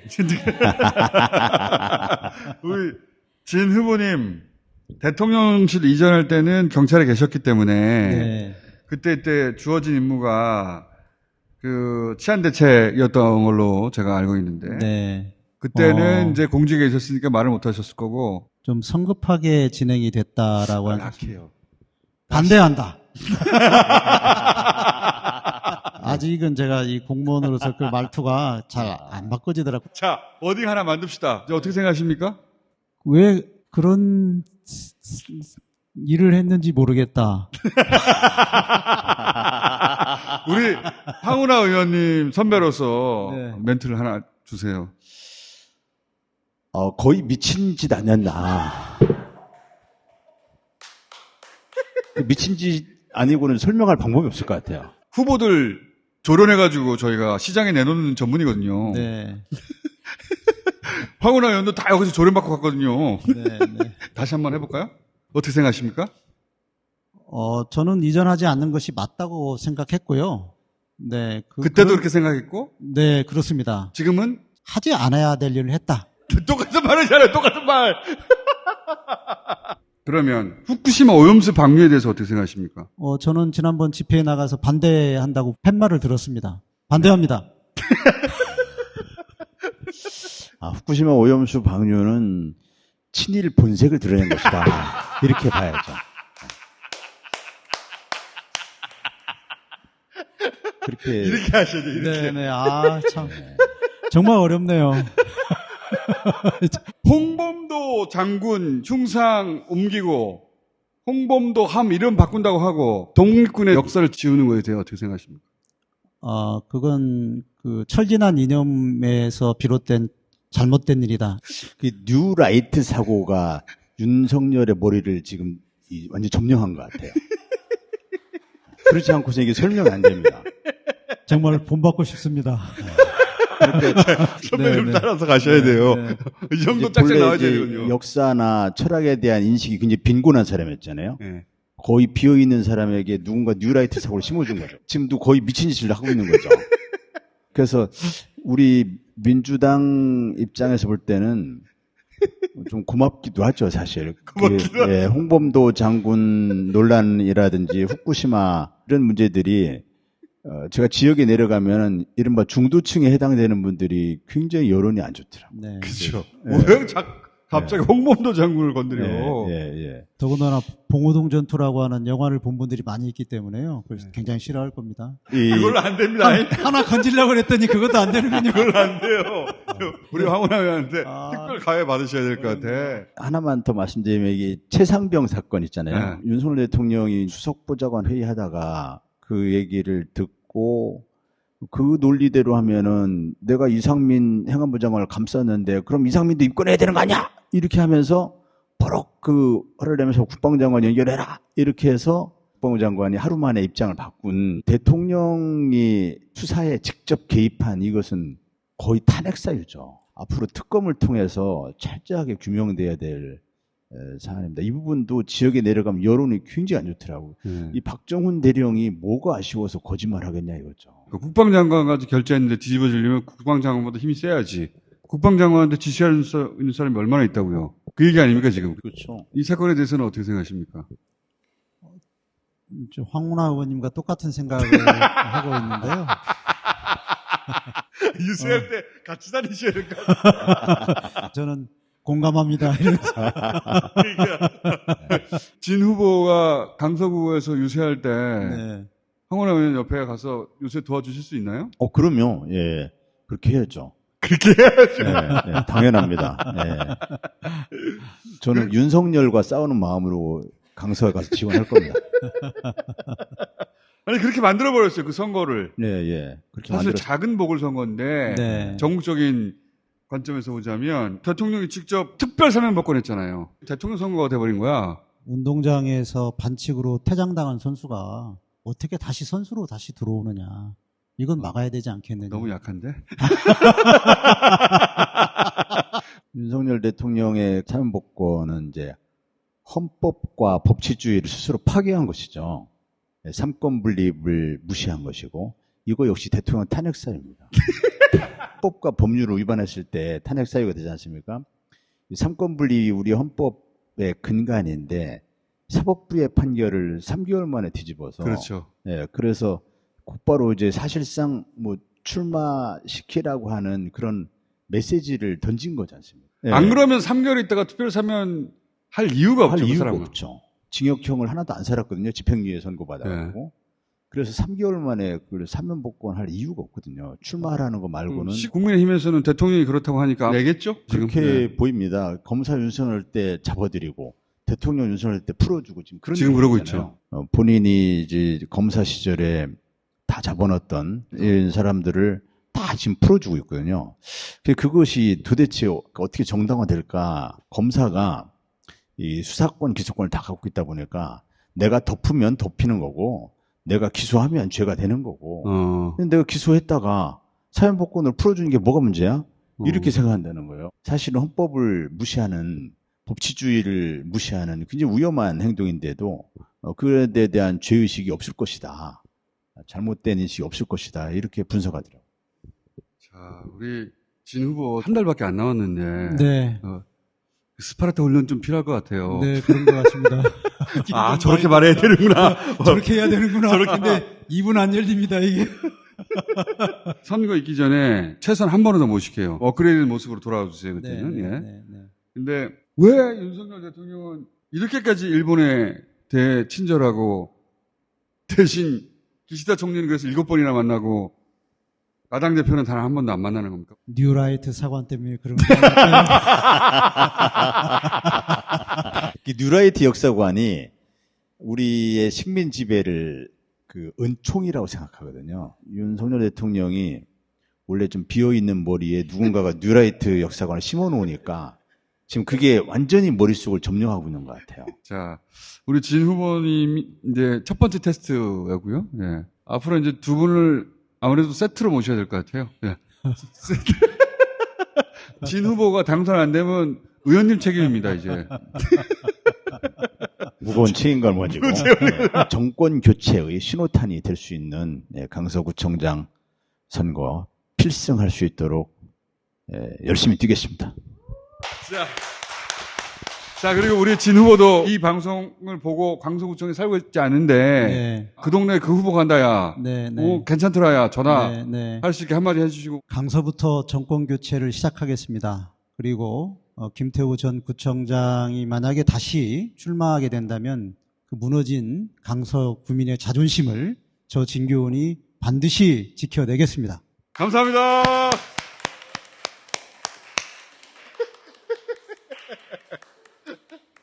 아이, 재밌다. 응? 12분의 1? 무슨 뜻이지? 친환경 재활용 휴지 12팩이면 나무 한 그루를 살릴 수 있다는 뜻입니다. 12개월 내내 12팩을 쓸 수 있는 그린지지. 어머니, 저는 왜 남들과 다른 거죠? 그래, 너도 이제 진실을 알 때가 되었구나. 들어오시어요. 내가 네 아빠. 아, 그래서 제가 남들보다 쫄깃하고 고소했군요. 흑돼지로 만들면 다릅니다. 제주네이처 흑돼지 고기부터 소시지, 떡갈비, 슈바인 학생까지 딴지마켓에서 차이를 느껴보세요. 오늘 만나보실 자연인은 어디 가세요? 벌들의 방어막 프로폴리스. 구강 항균 작용에도 좋겠죠? 100% 브라질산으로 특별하게 만나보세요. 환절기 구강 관리를 위한 선택. 닥스메디 그린 프로폴리스 스프레이. 딴지마켓에서 절찬 판매 중인 건강기능식품입니다. 당당하게 품질 보증 3년. 애플비데. 애플비데는 품질 자신감으로 3년 동안 수리비를 받지 않아요. 비데 관리 아무나에게 맡기시나요? 설치부터 청소, AS까지 원스톱으로 진행해요. 전문가가 만들고 관리하면 달라요. 애플 비데를 지금 검색하세요. 세 분을 모시겠습니다.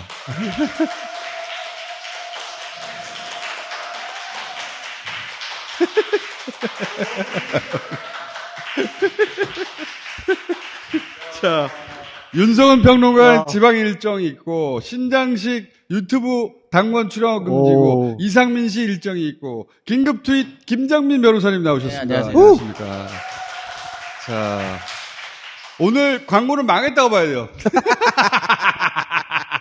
이 세 사람으로 무엇을 팔 수 있단 말인가. 자, 우리 김정민 변호사님, 우리가 이걸 팔고 있거든요. 한번 드셔보시고, 허심탄회하게 맛을 얘기해 주세요. 진버입니다, 진버. 자, 진버. 자, 맛이 어떻습니까? 정말 처음 먹어보는 맛. 아주 좋아요. 아주 좋아? 네. 제가 좋아하는 스타일. 제가 좀 입이 짧은 편인데, 이거 내 스타일이야. 내 스타일이야. 그 정도면은 저희 기대치를 이미 상회하고 있어요. 군 법무관 출신인데. 군에서 드시던 거와는 비교가 안 되는 맛이. 뭐, 군에서 뭐 먹습니까? 먹었던 기억이 없는데. 큰일이네요. 큰일이네요. 윤성원 평론가의 부재가 사실 영화 얘기하는 때는 별로 느껴지지 않아요. 하지만 광고를 할 때는 꼭 필요한데 지금 이 소고기가 진버를 넣고 볶았대요. 진버에 재운 거죠. 굉장히 럭셔리하다. 자, 오른쪽은 지난주 한정판이고 왼쪽은 블랙 버전 한정판이에요. 블랙 버전으로 추석맞이 선물 세트로 같이 나온 거고요. 변호사님, 이게 생강으로 만든 음료인데 우리가 알고 있는 자극적인 생강하고는 다르죠. 답변을 유도하지 마시고. 생강이 이거 좋아하는 사람은 되게 좋아할 것 같고. 좋은 말만 해주세요. 좋습니다. 변호사님, 폭탄주를 만들었을 때 눈금을 그어놨습니다. 이런 거 처음 보셨죠? 아니 뭐하고 섞는 거예요? 그러니까 진버랑 토닉워터나 아니면 술이랑 기가 막히게. 야, 이거 진짜 한번 섞어보고 싶네. 99,000원 세트인데 79,000원에 추석 선물 세트로 내놨습니다. 김정민 변호사는 군 법무관 출신으로 현재 박정훈 대령 사건을 변호하고 계시는 중차대한 임무를 맡고 계시고 오늘은 진보 광고에 투입됐습니다. 자, 변호사님 임무가 하나 더 있어. 너무 충격받았어. 충격받았어. 자, 평상시에 영화 좋아하십니까? 영화요? 영화. 제가 초록 물고기가 떠올랐다니까요. 이 사건을 하면서. 아, 초록 물고기. 거기 보면 경찰이 잡잖아요. 딱지 끊었다고. 근데 깎아준다고 해가지고 5,000원만 내라고 그랬는데 10,000원짜리 주니까 경찰이 튀어요. 그걸 들고. 네네. 그래서 정진영 야채 씨가 뒤 쫓아가면서 야 백차 오른쪽으로 대라 이형국이 아니냐. 쫓고 쫓기는 자가 바뀌어가지고 말이죠. 초록 물고기가 언제적 영화인데 지금. 아니 그거밖에 생각이 안 나요. 가장 마지막으로 본 영화가 뭐예요? 글쎄요. 저는 집사람하고 애기들을 영화관에 넣어주는 역할까지만 해. 자, 그럼 OTT. 넷플릭스 보신 적 없어요? 그거 안 봐요. 아니, 요즘. 넷플릭스 안 봐요. DP가 되게 유행한다고. DP를 봤냐고 저한테 많이 물어보는데, 솔직히, 이렇게 사건 하다 보면 잘 못 보거든요. 그렇죠. 그렇죠. DP도 본 적이 없다. 넷플릭스도 본 적이 없다. 영화도 본 적이 없고 마지막은 초록 물고기. 근데 지금 DP는 제가 찍고 있는 거 아닌가요? 그렇지. 찍고 계신 거죠. 새로 개봉한 영화 뭐 있어요? 대박입니다. 대박? 한국 호러 영화에 다시 불씨를 살릴 잠이라는 영화가 오늘 개봉을 했습니다. 유재선 감독이라고 신인 감독이에요. 봉준호 감독의 옥자 연출부에서 함께 일을 했던 감독인데 봉준호 감독이 이 영화를 보고 극찬을 했어요. 저도 지금부터 극찬을 할 생각입니다. 이선균, 정유미 두 사람 부부로 나오거든요. 정유미의 엄마, 그리고 무당, 그 아랫집 아줌마 요 정도 등장하는데 영화 상영 시간이 94분이거든요. 졸라 재밌어. 네. 우리 거업이 이렇게까지 재밌다고 하는 영화 같은데. 네. 콘크리트 유토피아에 이어서 한국 영화의 장르물의 두 번째 신기원이 떴다. 그 정도예요. 정유미랑 이성균이 같이 살고 있는데 갑자기 남편이 새벽에 혼자 이렇게 부시시 일어나더니만 한마디를 합니다. 누가 들어왔어. 그때부터 남편이 이상행동을 하기 시작합니다. 막 냉장고에 있던 막 나름식을 막 꺼내서 먹고. 파라노말이라고 있었잖아. 파라노말 액티비티. 그런 간지예요? 그런 간지인데 훨씬 더 알아듣기 쉬운 스토리텔링인데 공포를 전달하는 방식이 굉장히 훌륭하다. 뭐 깜짝 놀래키고 끔찍한 장면 내보내고 이런 거 하나도 없는데 너무너무 무섭고 너무너무 재밌다. 야.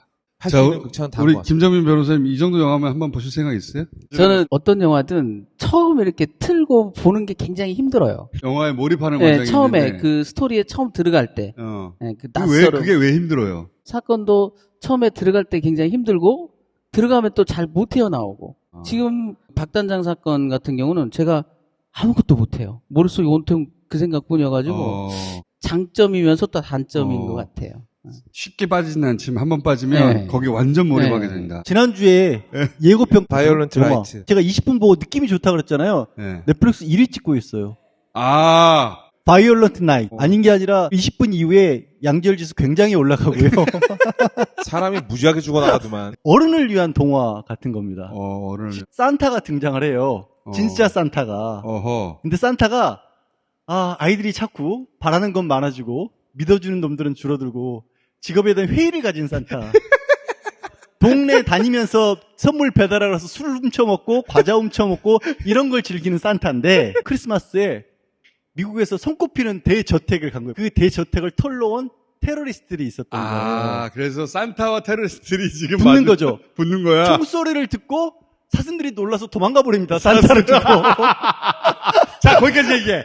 격투씬이 정말 예술입니다. 만약에 이 영화가 좋았다면 넷플릭스의 드라마에 해피라는 시리즈가 있어요. 살인청부업자로 변한 전직 형사가 유니콘을 만나서 벌이는 이야기입니다. 유니콘을 만나서. 자, 여기까지 하겠습니다. 해피 꼭 보세요. 느낌표를 찍어야 됩니다. 이렇게 이제 나오시는 분들이 자기 좋아하는 영화 얘기하다가 또 사건 얘기도 하고 이슈 얘기도 하는데 잘 몰랐습니다. 잘 몰랐습니다.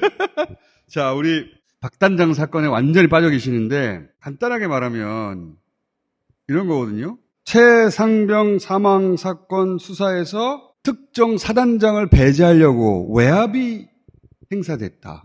그 외압의 주체는 누구지? 도대체 왜 이런 일이 벌어졌습니까? 하고 본인의 상관인 해병대 사령관한테 얘기했더니 해병대 사령관이 말을 하기를 BIP가 경로하고 장관과 통화한 이후에 이렇게 된 것이다 라는 취지로 말을 김계환 해병대 사령관이 했고 나는 그렇게 들었다.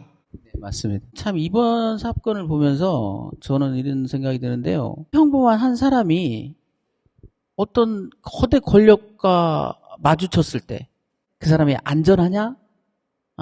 안전하지 못하느냐? 보통은 도망가죠. 그렇죠. 도망가는 길을 선택한 사람이면 좋겠는데 이분은 또 그냥 계속 걸어간 거거든요. 이 양반은 도망가지 않고 그냥 가던 길 계속 가는 거 아니에요. 그냥 가던 길 간 거란 말이죠. 그런데 그 사람이 지금 항명으로 몰려가지고 본인이 그런 얘기를 해요. 구속영장. 꿈꾸는 것 같다. 나는 평상시대로 했는데. 네. 어느 날 갑자기 목숨이 백척간두에 쓴 거예요. 무슨 그야말로 뭐 역적질이라도 어떻게 한번 해보고 끌려갔으면 모른데 상관들한테 다 보고를 했고 절차를 밟았는데 야 거기서 누구 빼? 이거 수사 개입 아니냐? 나는 뺄 수 없다. 그렇게 했더니 이 일이 벌어진 거야. 그때 뺐으면은 아무 일도 없었던 거야. 이 수사단장은 아니 수사를 진행하고 있는데 어느 누구도 이 수사에 개입할 수 없는데 빼라니 안 되지 하고 그냥 정상적인 길을 계속 걸어갔더니. 그러니까 저도 그 박 단장하고 진지하게 처음 그 대통령 얘기가 나왔을 때 제가 다 듣고 나서 아니 알면서 왜 그러셨어요? 그랬다니까. 알면서 왜 그러셨어요? 알면서 왜 그러셨어요? 대통령 뜻이라고 하면 그냥 대충 피해가지. 왜 변호사님이 박 단장한테 그 얘기를 하실 수밖에 없었냐면 사건을 맡기 전에는 변호사님은 대통령이 개입됐던 걸 모르고 사건을 맡았던 겁니다. 제가 너무 큰 사건에 끼었어 지금. 8월 11일입니다. 검찰단 앞에 가가지고 제가 장관한테 막 그 화를 냈어요. 탄핵해야 된다고 장관을. 그리고 제가 그랬거든요. 대통령한테 가서 호소 좀 해라. 근데 휙 가버리는 거예요. 그래서 왜 저러지? 그랬다니까요. 그러니까 국방장관이 일을 이렇게 만든 줄 알고 저는 국방장관한테 항의하라고 했더니 국방장관한테 항의하고 대통령께는 좀 도와달라라는 퍼포먼스를 하라고 그랬어요. 그랬더니 휙 가버리더라고요. 그때까지만 해도 박 단장이 변호사님한테도 얘기 안 한 거죠. 대통령이 했던 거예요. 그러니까 저는 왜 저러지 그랬어요. 메모지가 하나 돌아다닌다는 거예요. 버전 1, 2로. 2에는 없고 1에만 있다는 거예요. 그래서 제가 조심스럽게 말을 꺼냈어요. 조심스럽게. 아무 말 안 해. 듣고. 긍정도 부정도 안 해. 그래서 스트레이트 방송 나가기 전에 얘기를 꺼냈죠. 그랬더니 뭐 진지하게 이제 다 얘기를 하시더라고요. 그러고 나니까 저도 이제 밤에 잠도 잘 안 오고. 진지하게 했다는 내용이 이겁니까? 언론 보도를 제가 그대로 인용하면 이제 박 대령이 해병대 사령관한테 찾아가서 도대체 국방부에서 왜 이러냐고. 왜 정상적인 수사에서 이첩하는 상황인데 거기서 뭐 빼라는 이런 얘기를 왜 하냐. 나는 국방부 장관한테 결재까지 받았는데 해병대 사령관이 BIP 그 주재회의에서 BIP가 격노하면서 국방장관하고 통화한 이후에 이렇게 되었다 해서 박 대령이 정말 BIP가 맞습니까? 물어봤더니 김사령관이 고개를 끄덕끄덕했다. 그 얘기를 이제 직접 박 대령부터 변호사님 들었죠. 저는 들었고 이제 자세하게 이야기를 자세히 들었죠. 그 전후 맥락도 들었고 들으면서 그 생각했죠. 아이 잘못 걸렸다. 야 이건 왜 이 사건에 내가 꼈지? 그렇죠. 이거 어떻게 하지? 어떻게 하지 이거? 테러는 맡겼고. 테러는 맡겼고. 근데 그 이후에 조용해요. 그렇지 않나요? 조용해요. 그게 사실인가 봐. 너무 조용해. 스트레이트도 처음에 방송하기 전에 데스크 회의를 했는데 잘못하면 다 죽는다. 그래서 갑론을박을 했다는 거예요. 자기들끼리. 근데 거기도 아직은 뭐가 없나 봐요. 뭐 들어온 게. 뭐 들어온 게 없나 봐요. 그래서 자기들도 맞나 봐 이렇게 된 거지. 말씀 없으셨다. 괴담 기포자. 국방장관은 나는 혐의자를 특정하지 말라. 그런 지시 한 적 없다고 그랬는데 해병대 사령관이 그런 지시 받았다라고 해버렸다. 그러니까 지금 이런 엄중한 사태에 대해서 아직도 말장난을 하려고 그러고 국민들을 속여먹으려고 하고 이런 거는 화를 더 돋구는 거죠. 처음에는 다들 어떻게 생각했냐면 군에서 지금 영장 쳤으니까 이제 영장 발부돼가지고 들어가겠다. 그러면서 사건은 이제 묻히겠다 싶었는데 영장이 기각이 됐어. 그러니까 영장이 굉장히 드라마틱한 사건이었는데요. 그러면서 이게 반전이 일어났어요. 네, 지금. 그렇죠. 그 변호를 맡으면서 영장이 청구됐다길래 저는 정면 돌파다. 근데 주변에서 뭐 철 모르는 소리 한다 이런 분위기였다고요. 그렇지, 그렇지. 예, 철 모르는 발부되는 거지, 무조건. 뭐 그게 구조가 뻔한데 그래서 제가 그랬죠. 그러면 영장 심사를 포기하던가 할 거면 최선을 다해야 될 거 아니냐.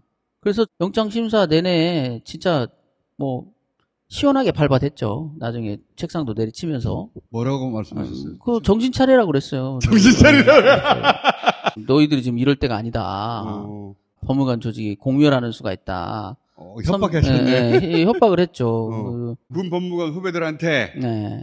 제가 그 말도 했어요. 너희들은 나를 선배로 생각하지 않겠지만 나도 이 조직이 몸담았던 사람으로서 지금 국민들이 뭘 바라고 있고 국민들의 열망이 뭔지 아느냐.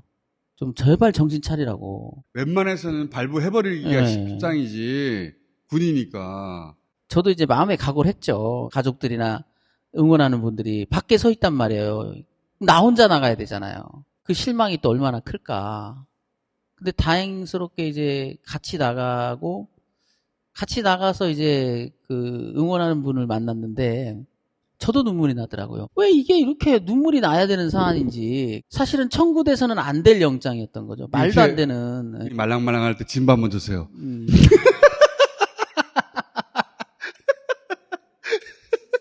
박대령도 저도 뭐 문명이라고 생각하는데 전두환 대통령 아직 안 죽은 거야? 이런 말을 했다니까요. 우리가 지금 어느 세대를 살고 있는 거냐. 왜 우리가 이 최고 권력을 두려워하고 뭐 밤잠을 제대로 못 자고 이러는지.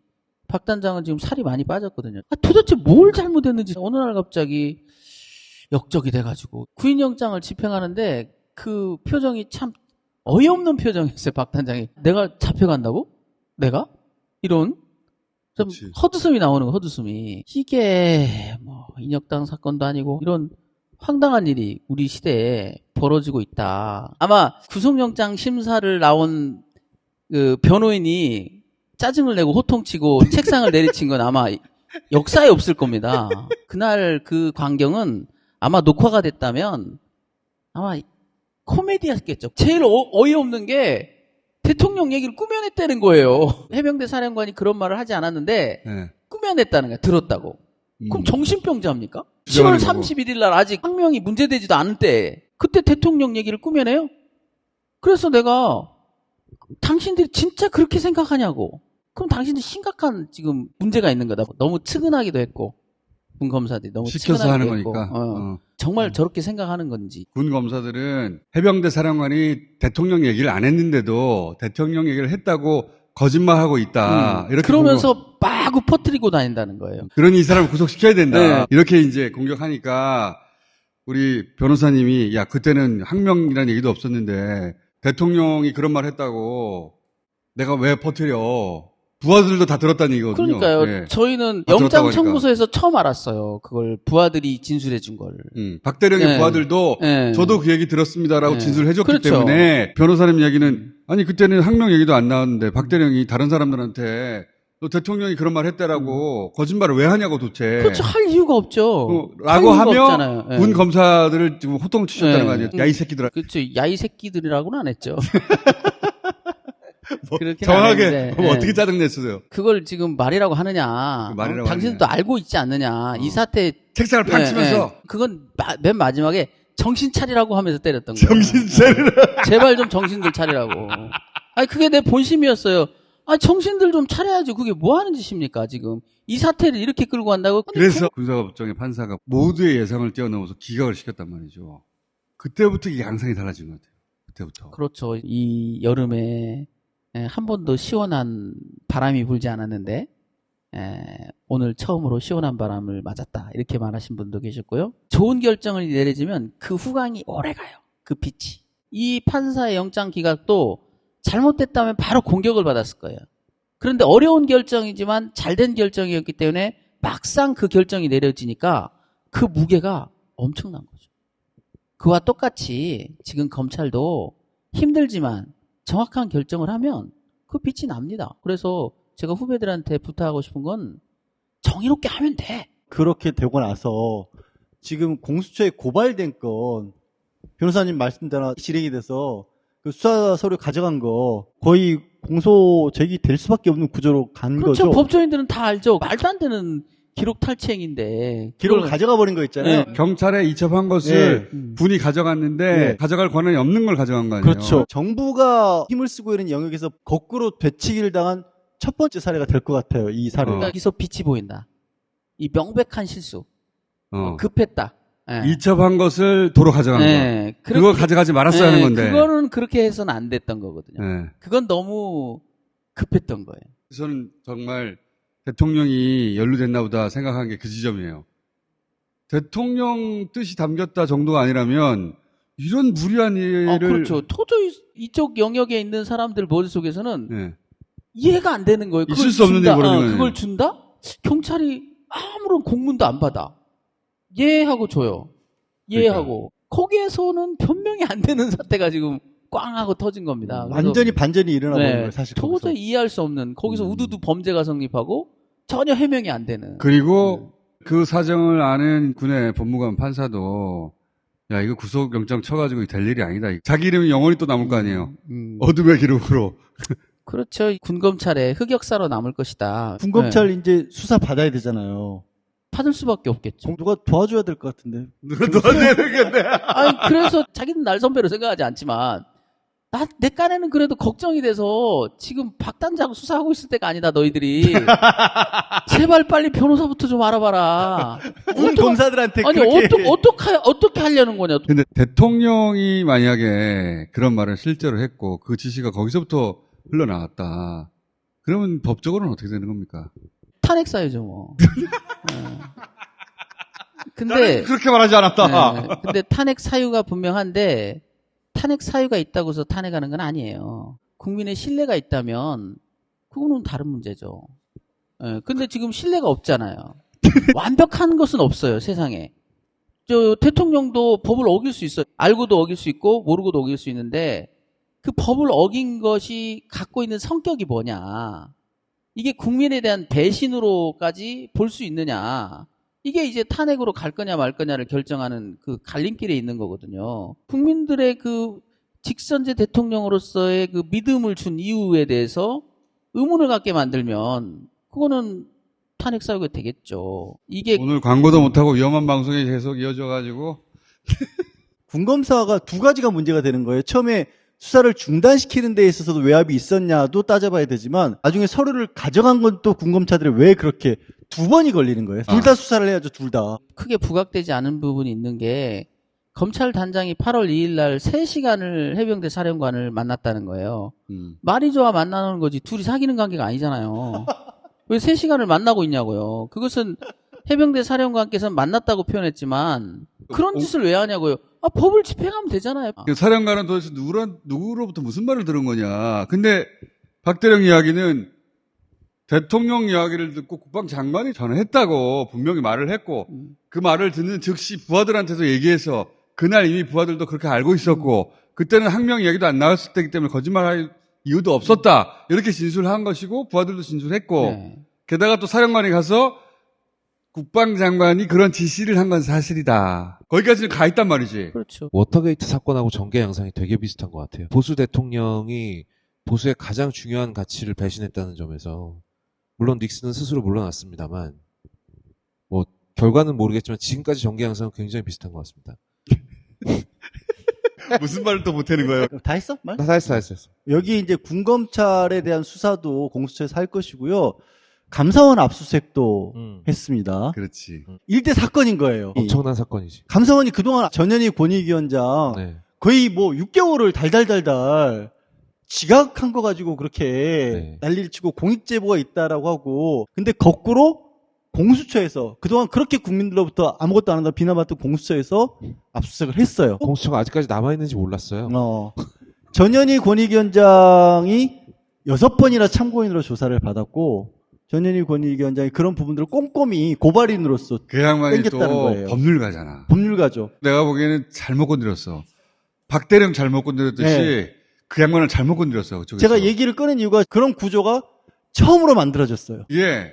생각해보면 정권 말에 있을 일이거든요. 원래는 그렇죠. 원래는 정권 말에 있어야 되는 일이 1년 6개월 만에 벌어진 거예요. 더더군다나 검찰총장 출신의 대통령인데. 정권 말쯤 되면 권력 누수 현상, 레임덕 현상 이런 것으로 이제 가늠하게 되는 것인데, 이게 1년 반 만에 각 영역에 있는 전문가들도 견딜 수가 없는 거야. 이건 아니잖아. 이거 너무하잖아. 야, 어디로 갈까, 이거? 진보는 얼마나 팔릴까? 정말 중요한 건 추석 선물 세트라는 겁니다. 저렴합니다. 마지막으로, 김정민 변호사님, 진보 말 어때요?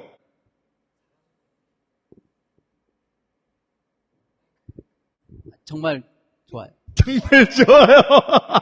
자, 오늘 여기까지 하겠습니다.